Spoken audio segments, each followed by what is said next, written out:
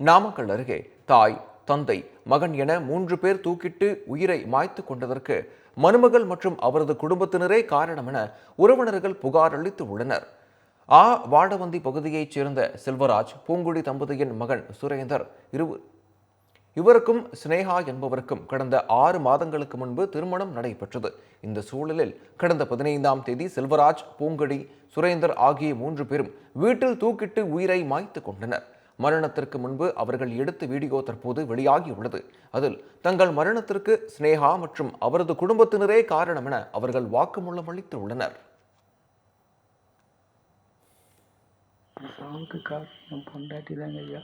என் பொண்டாட்டி, என் மாமன், என் மச்சினன், என் மாமனார், என் மாமியார், அவன் சித்தப்பன் வீட்டுக்காரன், அவன் பொண்டாட்டி, அப்புறம் இன்னொரு கருப்பாருக்கு எடுத்துக்கொள்ளாட்டாங்க ஐயா. பேர் தெரிலங்க ஐயா.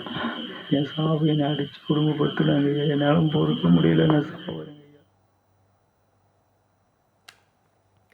இதையடுத்து சுரேந்தரின் உறவினர்கள் எஸ்பி அலுவலகத்தில் புகார் மனு ஒன்றை அளித்துள்ளனர்.